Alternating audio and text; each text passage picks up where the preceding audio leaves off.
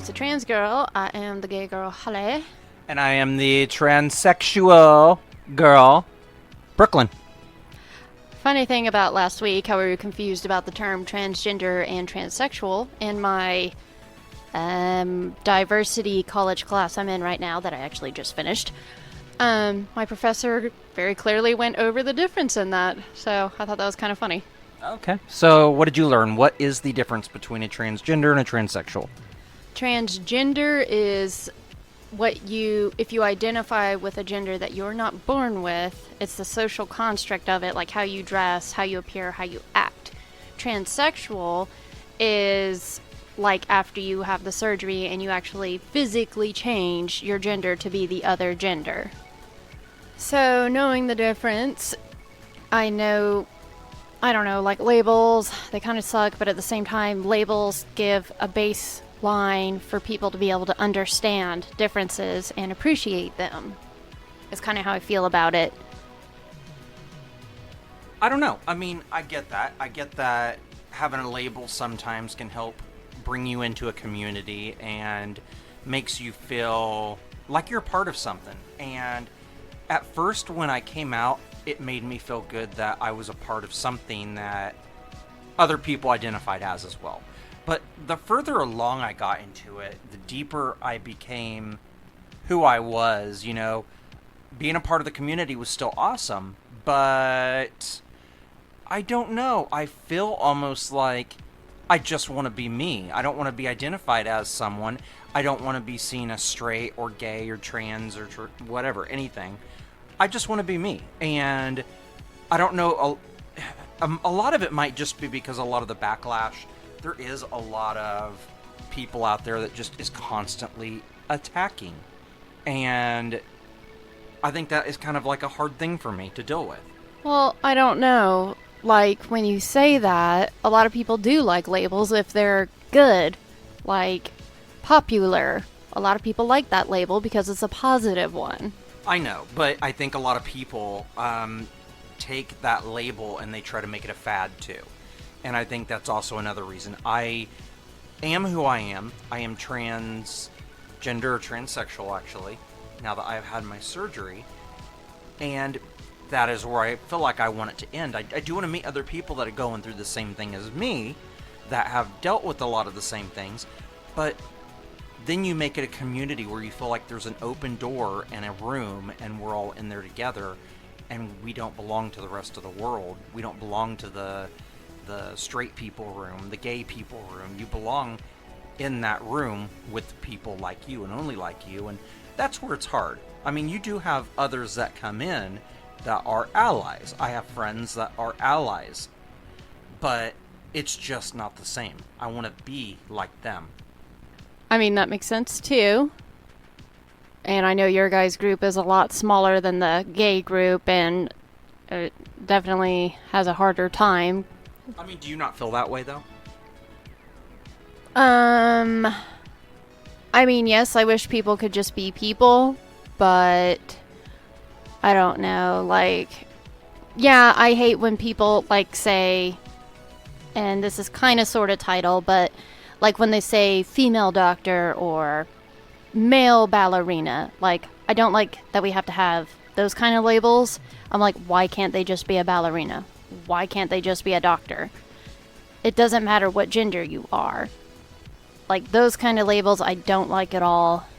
But me being labeled as, like, whatever I was it omni or pansexual, whatever it was? Yeah, what were you, pan or omni? I can't remember. I don't remember, but again, I don't care for that label. I would say, I don't know, I'm just into whatever. But the label helps basically categorize so, like, psychologists or scientists can study it and know how to help us better, when not to heal us, but to help other people understand us, because understanding is the first place to, like, working together and being okay with people. I get that. And I get that that's probably why we have labels, is for more of the psychological reason, you know, to understand somebody or whatever. But I don't know. I enjoy being who I am. I just want to be me. At the same time, I am actually proud to still be a part of a community. And even though I kind of wish there wasn't so much of a... I don't know, it's hard. I kind of wish there wasn't a thing, but I'm glad there is. I don't know if that makes sense at all. Yeah, it sucks that we have to be secluded, but it's nice having people like us that understand everything that we've had to go through.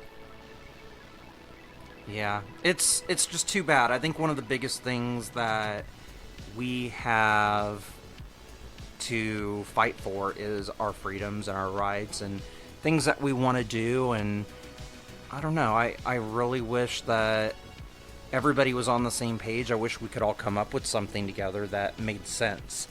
And some of the bills that are being proposed out there, you know, they make sense, but maybe they're just done wrong. Or, you know, some of them just don't make sense and aren't done right at all. Yeah, that actually brings me to a point I wanted to bring up today.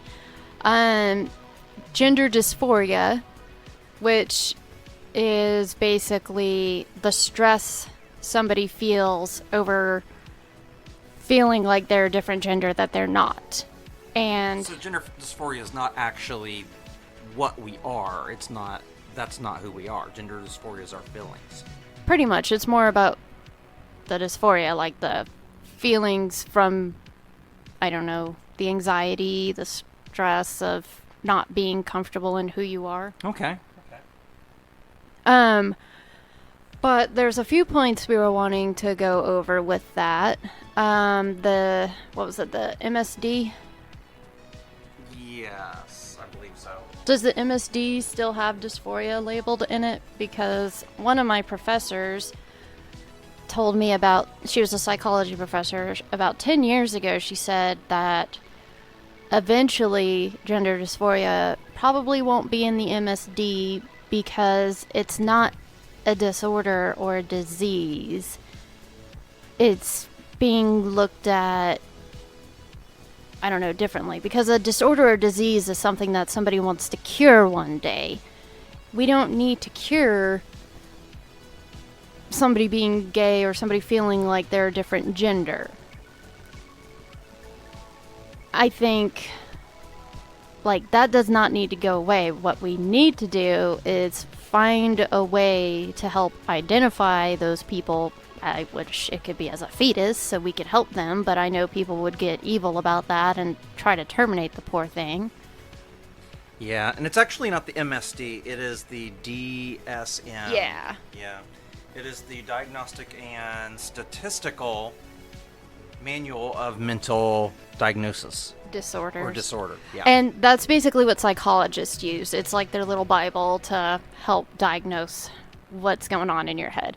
So it's kind of insulting that homosexuality, is it still in it? I know it was in it. Yes, it is still in it. It looks like homosexuality and being transgender or transsexual is still a part of their little medical Bible. And that was something that my professor actually today mentioned, is it's kind of, he also agreed that it's kind of upsetting that it has to be in there. And he also hopes that they change it one day. But, so, with the gender dysphoria being seen as a problem, found an article. It was another school going on about transgendered males or females being on, was it transgendered female or male? I think it was transgender women. So the guys that are girls, they were trying to participate in girl sports, but then there was a bill in Wyoming that they were trying to pass that said you can't join this team unless you are born as this gender, which I'm not going to get into that whole debacle. We all know about that debacle. That's the point of this matter, is there are still people that are very mean about it. This guy was the superintendent of the school. And just to clarify, this did take place last year. This was an article from last year. Yeah, very recent. And But he said some very mean things, and I'm only wanting to mention this because I know people like myself, I get comfortable and I'm like, oh yeah, it's not a problem, but it is still a very big problem. People are still having to fight to be treated as equals. And so here's a quote from what Mr. Schroeder said. He said, "Combined with a school environment where you can achieve status and popularity by declaring a trans identity, combined with a teenage temptation to stick it to mom, combined with intoxicating influence of social media, where trans activists push the idea that identifying as trans will cure a girl's problems, and you have a fast-spreading social phenomenon." End quote. He thinks that this phenomenon is a social contagion, and he was wanting, there's a thing, the Fairness in Women's Sports Act, he was wanting it to defend that you play on the gendered team of your birth certificate. The bill did not pass, though, which speaks a lot to, it said a lot of the students and other people in the voting age group, they didn't let it go through. They pretty much filibustered it. They ran the timeout on the clock on it, and it did not end up passing to prevent or to make it so that you had to be on your birth certificate's team. So something that was really disgusting and bad turned out to prove really well. Like, a lot of people, at least half the group, are willing to support fairness and equality. And then the Mr. Schroeder, he said that about half the Wyomings were leaving the state because they were upset with the bill not passing. I don't really think it's half of the state leaving over sports and people wanting to play them. But it's just crazy that people can still be that way. Yeah, I totally understand. This is really a hard topic to discuss, I think. There's one part of me that, I feel bad for any girl or any guy that's being forced to play in the sport of their birth, their biological birth. And then I also do feel sorry for the ones that are, not going through this, and they do have to go up against somebody that is transgender or transsexual that maybe has more muscle on them. I don't know. Well, here's the thing with that. What it should be is testing of testosterone levels within the appropriate zone for the appropriate gender. But that's just the strength. And everybody seems to forget that strength is not what wins. And a point I made earlier while I was talking with a coworker about this was, look at Patrick Mahomes. Is he as big as the defenders on the team? Would you assume that the defenders are the better football players just because they have all that huge muscle? Or would you think tiny little Patrick is going to be an all-star like he is? You would think the big muscly guy would be the better football player. Right. Very But true. tiny Patrick is sitting there outshining everybody on those fields. That's how transgender people can be. If they fall in that zone, it's not your strength that's going to carry the team. It's your skill and how hard you work at it. Very true. Very true. Sorry, I'm not going to go on that rant. Anyway, so we brought up a thing about transgender discrimination. Or, well, he was pretty rude about it, so I'm going to say discrimination. There's also a thing for gays. And there was this gamer, bringing it back to my gay gaming, and I don't know if you guys have heard of it, but he was playing like Halo 2 or Halo 3. You can find it on YouTube, I forget what it's called, but he changed his username, or his little screen name, to Gay Boy. And he was doing basically a little science project of his own. He wanted to see, he was the same exact person playing the same exact way, he had the same character, all he did was change his name. He wanted to see how people would treat him just because he was a gay boy. And I had to listen to that video, and it was very, very mean. There were other males on there. I didn't hear any other females. But they called him the faggot. They said they wished he would die. They said a lot of really mean things to him. And it's just crazy that with the label gay boy, what people can do. But they also, of course, had the online anonymity, which some people, for some reason, turned into total keyboard warriors during that. But whatever. But that's my point. There is still hate out there. Like, they might act better in person, but the fact that they can use online anonymity to be a total evil person, that's where we know that we still are not equal in people's eyes. They're just doing it because that's what's expected. So hopefully one day we'll feel it in their hearts. I don't know about that. I think humanity, there's always people that are born every day that think that they are the perfect example, the perfect, I guess, like Hitler's idea of perfect humans out there. And you have somebody that is, you know, in love with another boy, or somebody that doesn't feel like the right gender, instead of us being, okay, cool, do what you need to do. It's kind of oh, you're not good enough, you're not smart enough, your face isn't perfect, your eyes aren't perfect. You know, didn't we fight a huge war to be free from that? You know, there's no real reason to, there's no real view of what perfect actually is, people. There really isn't. I mean, what makes anyone perfect?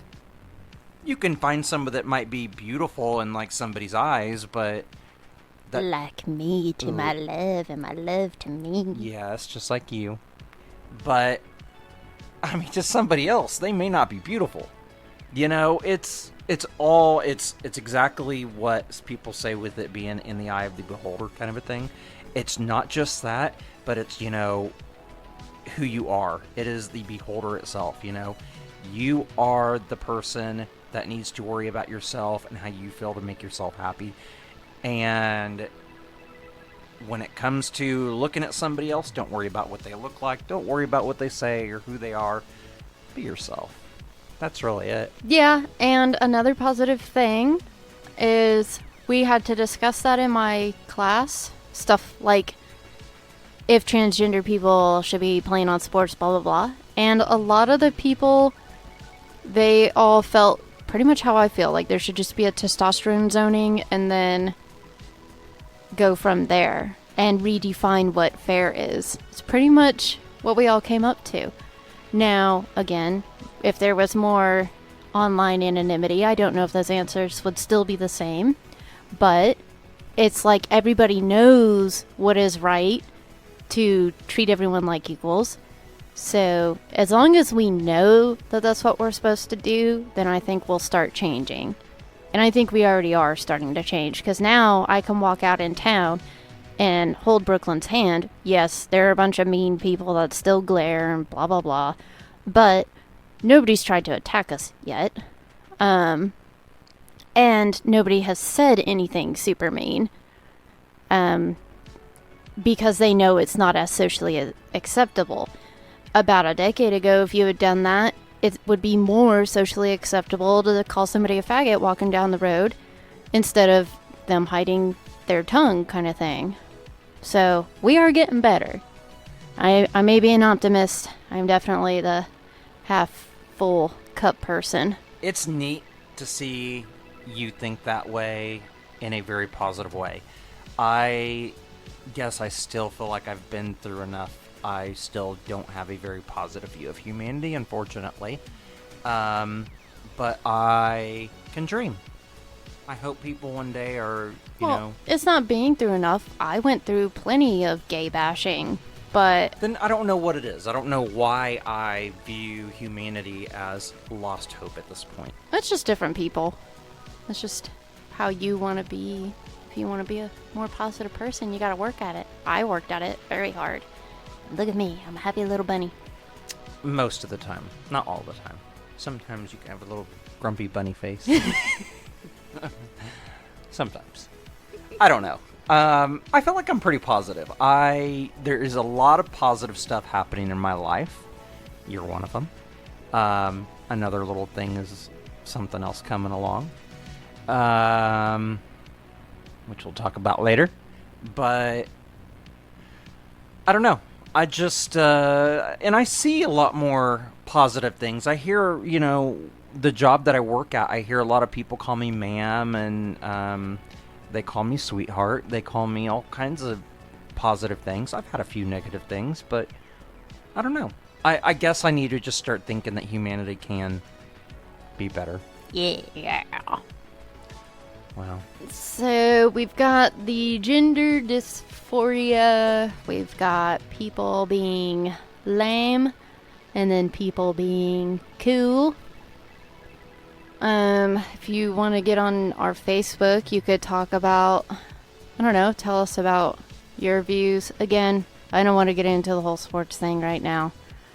I feel like that needs to be more of a scientifical zoning. I don't know. Okay, I want to go back to the sports thing just real quick. I'm sorry. I wish with the sports thing that we were worried less about winning. And, when you win, whether it's boys, girls, whoever's on the team, that it's about having fun. And to me, I feel like that's where, when I was talking about feeling sorry for the cis girls or cis males, that's where I feel like we should be able to integrate without worrying about who's winning or who's stronger, or, who's the fastest, who's the strongest on the team. That shouldn't matter. Let's have fun. I understand that there's a lot of people that look at, what do you call it? Those statistics so they get scholarships and things like that. But I don't know. I think a lot of that should be more than just strength. Yeah, that makes sense. Just have fun with it. I know a lot of people want to see what people are actually physically capable of, though. Like, see how close to being a superhero someone can be. So, I kind of get both sides of it. Yeah, I do too. I guess it is what it is. We'll see how society takes it. Yeah. So, after I got through that article, I decided to click on transgender, and some interesting things popped up. It's transgender news, actually, on the Washington Examiner. The first openly transgender person, looks like male to female, was executed for a 2003 murder of ex-girlfriend. Oh, to be executed on Tuesday. Oh, no, it already happened. Huh. Yeah, I actually saw that this last weekend here. It was a pretty horrible thing. I don't know that I completely agree with, the death penalty, but I'm not going to go into all that. But, yeah, very first transgender was executed. This one kind of confused me because I feel like it's kind of mean. Leah Thompson, 2022's Man of the Year. She's a swimmer, right? Yeah, female swimming championships. Why would they do that? This is just another article where they're making fun of transgender women. They're talking about that a man is swimming. Oh my god, this article is so insulting. It's a brutal article. You're on a very brutal kind of... Holy cow, they keep calling her man and all kinds of mean things. Yeah, it's not a good sight. The Washington Examiner? Holy moly. The Biden administration wants to censor people who oppose gender transition for children. Why the gender lobby is desperately trying to squash detransitioners and their stories? What is the gender lobby? Oh god, help us. Oh, they brought up the same question. Is gender dysphoria a legitimate biological disposition or is a social contagion? Oh, Lord, help me. Oh, God. Okay, this site is looking like something Mr. Schroeder would have read. 1 in 5 young adolescents say they identify as a different gender, with young girls making up the majority. Oh, that's interesting.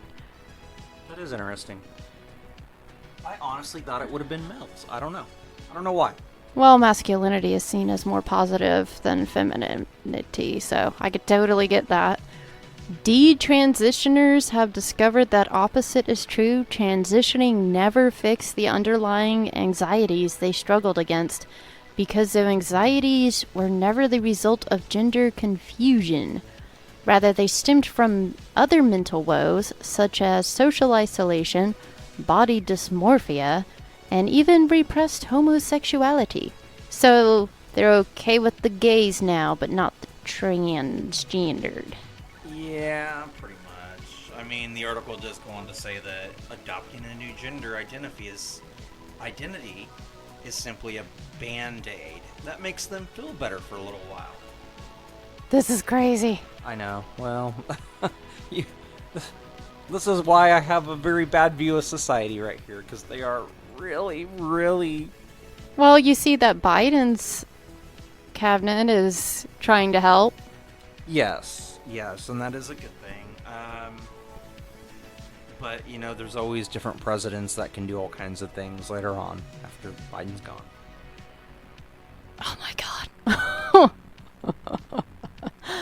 I'm not going to read that one. Court hands legal victory to transgender athletes in Connecticut case. This one actually sounds good.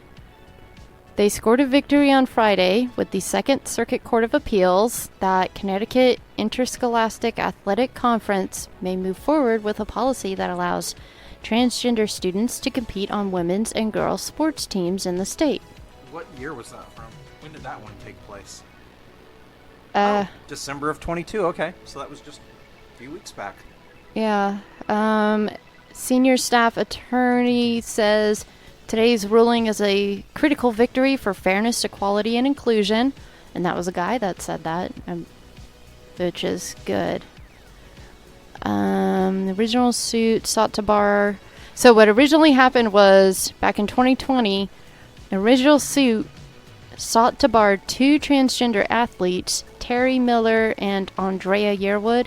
I don't know if that's they both sound kind of androgynous names, so I don't know if that's their bio names or their gender, from competing in the 2020 spring outdoor track season.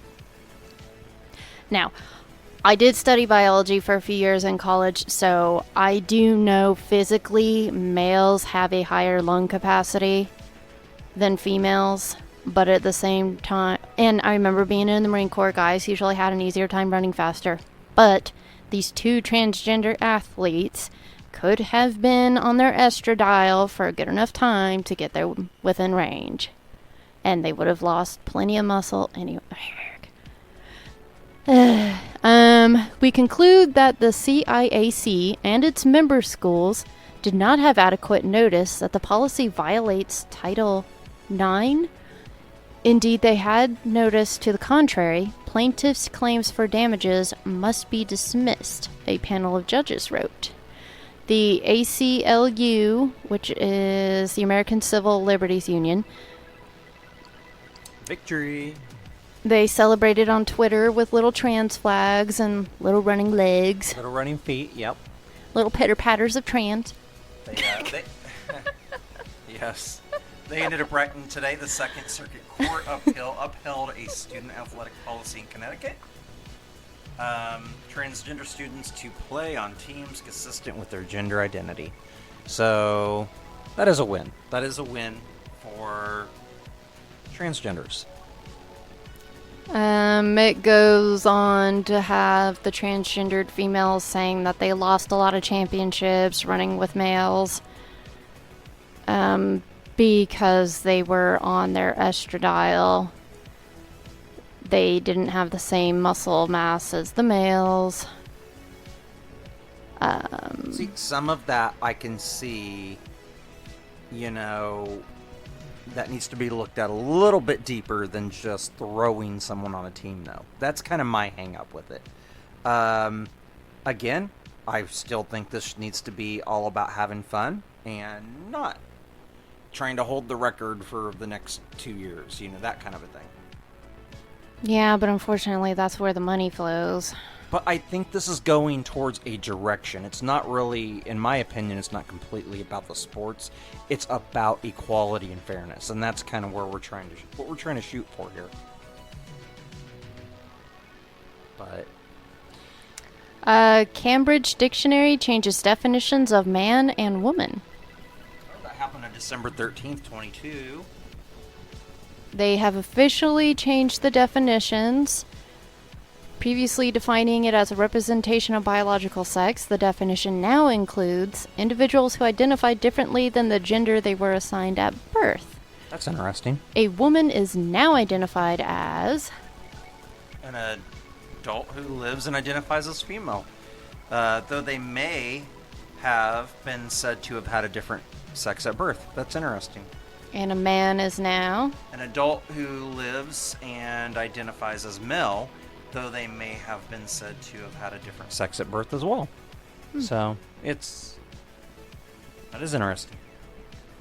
Yeah, and then what does this say? They carefully They carefully studied usage patterns of the word woman and concluded that this definition is one of the that learners of English should be aware of to support their understanding of how that language is used. and that was the Sophia White, the spokeswoman from Cambridge University. Yeah. Well, that's interesting. So educated people. And then it says that the decision to change the definition has been met with backlash. So there you go. More people fighting against it. Well, douchebags are going to be douchebags and use their online world. But it's interesting. It's all white guys. I know. As they usual. Call it woke madness, woke this, woke that. Okay, well, I'm glad that you can live a happy life without any issues and no problems, and you are the perfect person with the perfect face, and the perfect life, and you don't have to deal with anything. Yeah. No. But that's interesting that the definition has been changed and educated people are making really good decisions. Stay smart. Stay bold. But anyway, so we pointed out some of the bad, but tried to bring out the positive as usual, and hopefully we educated you guys on some of the decisions that's been going on around us, just to keep it real, I guess. Yeah. Well, we got a whole new year coming, so hopefully we have a lot of really positive, good things. Hopefully we have more people that come to our side as far as allies go, and all of that. We if you identify as a certain way, make sure that's really how you feel, especially transgenders having surgeries or taking hormones. Be that person for a while before you decide you're gonna jump into your next steps. And Well, yeah, they have you do therapy for a year and everything. Of course. Just, be who you are. Love yourself. Take care of yourself. And whatever happens to yourself happens. Just, make sure you're happy. Yeah, maybe next time we could actually talk about you and your post-procedure, like how you feel. Like, did you go into it enough, prepare enough? Yeah, we could do that. We could discuss how everything I did leading up to it and how I feel now. Yeah, that way, like, maybe some people going through that will know what to expect. Yeah, absolutely. Because that's a big, big thing. Very, very big stuff. No matter how much you want it, it's definitely a big change. It's certainly a life changer. Anyway, so we're going to go ahead and move into gay gaming. Gay gaming. Do you have a game in mind already? Yeah, I do. I was scrolling through the Facebook. Ooh, fun fact. I learned that Facebook is actually ran by Mark Zuckerberg's sister now. And she has a face. And I'm sure books. Yeah. Originally, Facebook was called Face Smash, and it was created by him to post pictures of girls and say hot or not for all the boys at his college. Oh, so did it do that originally? It was originally Face Smash, and he evolved it into Facebook, so he and all of, the college people could talk on it. I don't know how it made that transformation, but now you know. That's pretty interesting. It's gross, but whatever. I know everybody does their thing. Alright, so let's move into This game actually has amazing reviews on Steam. It's got 9 out of 10. I'm totally gonna probably buy it this weekend. It's like $20.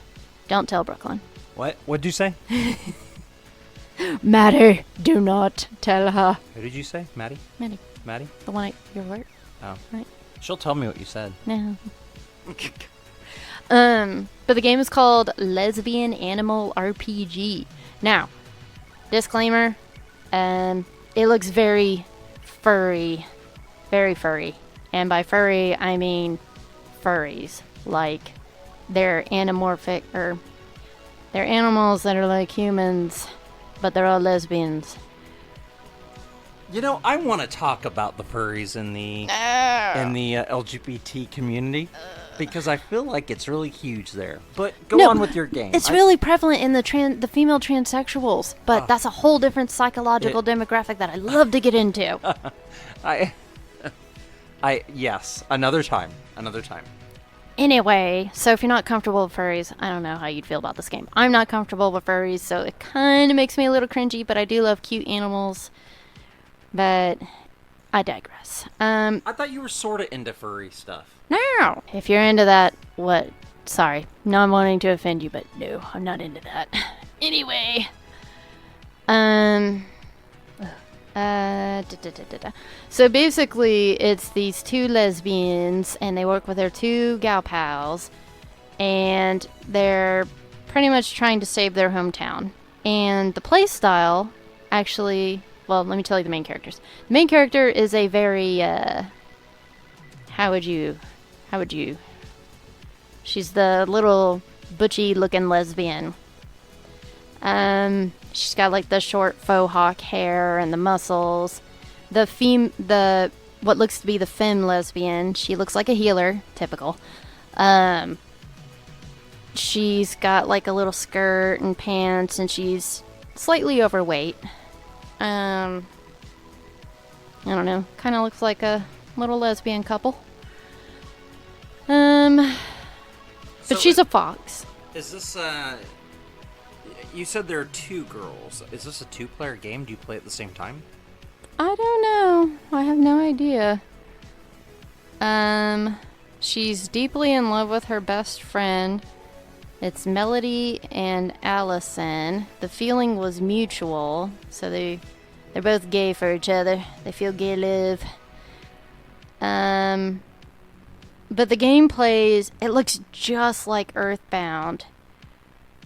The battle screen pops up, and it's got the bad guy right on the screen, and then it shows the 4 pictures of your party, and then it says attack, skills, alchemy, and guard. It looks a lot like Earthbound. Very simple enemy fighting screens, but still colorful. It's very colorful. It looks like a lot of pink and blue. There's a picture of them holding hands by the water at night. So pretty. Yeah, it's really bright looking. The main team is Bobby Schroeder. That's ironic. Schroeder again. It's a female, not sure trans female or cis, Beatrix Quinn, and then the lead NPC designer is Anthony Field. So maybe they're actually, I don't know, the Bobby Schroeder's picture's got a lot of pink and blue, but I don't know. So this is called Super Lesbian Animal RPG. RPG. RPG. Yep, looks super gay, so I'm gonna check it out. I think it kind of reminds me of course, Earthbound, but I don't know. It shows a town and it looks like there's fishing, so I'm wondering if it's got some Stardew or if it's gonna be. Well, if kind you of what I was. I mean, I'm just sitting here looking at some of the screenshots, and it reminded me of Stardew Valley. That's kind of you were getting ready to say Stardew, but yeah, that's what it looked like, kind of. But But- definitely some fighting involved. yeah, it looks like they focus a lot on the fighting because I don't really see in the info anything about like farming and stuff. That would be neat if they had some of that built into it. Yeah, they could do an expansion maybe. What was I gonna say? Oh, if you don't know what Earthbound is, one, really great game, very old game. It's like from the 80s. But another one would be like, kind of like Final Fantasy. Final Fantasy's battle screens are a little bit better though. They show the whole monster and it's not just like staring at you. It looks like it's actually fighting your party. But it's kind of like that, the whole little take turns battling thing. Yeah. Okay. And you said this was $20? Yes, Steam has it for, oh no, $14.99. Oh, now she's definitely gonna get it. Yeah, $5 cheaper. That's only like 2 sodas in today's world. Yeah. Is it only available on Steam? It looks like you can get it on their website. It's on Steam. And I don't see it on any other providers. But honestly, I usually use Steam anyway, because Steam's really great. Yeah, I don't really see it on anything. But yeah, it's got like a 9 out of 10. People are raving about how good it is. I saw some mean comments on Facebook, of course. Let's read some of the reviews. I want to see what some of these reviews are about. Oh yeah, it's one player. Oh my god, there's rainbow writing in it. It's funny. Some of the reviews say, while I'm tempted to just make a one sentence sounds gay I'm in review and call it a day, I genuinely feel like that would be a disservice to everything I experienced with it. And this person is JFact. Point by point, starting with the music, they loved it. The music has a retro feel to it. It's very relaxed and pleasant. Absolutely no complaints. The battle themes hit hard. Character themes hit all the right notes. It looks like there's dungeons. The writing is very clever, which I do love good writing in games. I like a good story. It's kind of annoying when you get the same story over and over and over, and people just hype up their game to be like something awesome, and all you get is like different graphics and the same story from some other game. They said that the fighting is simple, but it's not boring. It's not like you're just clicking. Desert World Hater. Oh, yeah. For some reason they mentioned... Same can be said for the lesbian element of the game. It's in the title for a reason. My only complaint, cliche as it is, there wasn't more of it. It's only a 30-hour adventure for 100% completion. They would have liked another 10 or 20 hours out of it. Well, that's not bad for a starter game. What studio made this game? Like the developers? Yeah. If If they're a new developer, then... It is, the developer and the publisher is Ponett, Ponett. Never heard of them. It came out in December 20th of 2022. Ooh. It does look, the colors look they look really good together. A lot of pink, blue, and orange. It has a very spring look to it. Yeah, but not as pastel-y as like Easter, because I don't like pastel. It's very vibrant colors. They kind of just make you happy to look at. Probably to kind of represent the rainbow there. Yeah, it is very colorful. It looks like when your party is walking, you see all 4 sprites. And it is, like we said, it's like Stardew. It's a 16-bit-ish RPG. And those are always fun. And they compare it to Earth Mother, which is Earthbound, Paper Mario, and Final Fantasy. It says you explore the islands, you meet people, story-driven side quests. There's a bunch of secrets, 4 main dungeons filled with treasure, monsters, and drama. There's always got to be lesbian drama. Easy mode can be enabled. There's a unicorn. You can make them kiss. Oh.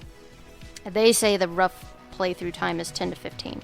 It says it's rated about PG-13. There's some swearing, alcohol, tobacco, mild fantasy violence, emotionally intense scenes, depictions of anxiety, a few secondhand mentions of transphobia. Interesting. Very interesting. I wonder if they're talking against it, I hope. Sequences of unreality. What? What is that? Sequences of unreality? Like, does that disturb people? I have to Google this. Unreality? Yeah. Sequences of unreality. What does that mean? Why would that be insulting to an audience underage? The quality of being imaginary, illusory, or unrealistic. Isn't that the whole thing of a furry video game? It's cartoonish, is what it should have said. Cartoonish. Anyway, so, got anything on it? Yeah. It sounds interesting. It's one we'll have to probably come back to in a week or two. You have to get the game, play it, see what your little gay gaming corner looks like with it being played. That's what we need to do. Why do we have 2 separate Steam accounts? Because we don't even usually play at the same time. You should just start signing into mine if you want to play any of my games. I don't know if that's legal or not. We'll have to look into that. I don't know. Anyway. Got anything? Nope. I think you got it all covered. Well, sorry to go all liberal and enlightening with my college knowledge that I've acquired, but hope everybody's good. Hope everyone had a happy new year. Oh, yeah. And check us out on Facebook. And maybe just get on there and throw us a line. Say hi. Tell us what you thought about this episode. Yeah.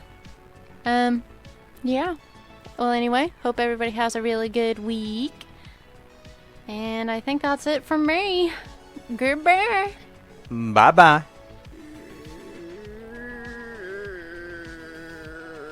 You are so weird. I was trying to stop the recording. By making noises. The noises help find the button. I see. Goodbye, everyone. Goodbye. Thanks for joining us on our show. Don't forget to check out our other shows wherever podcasts are available.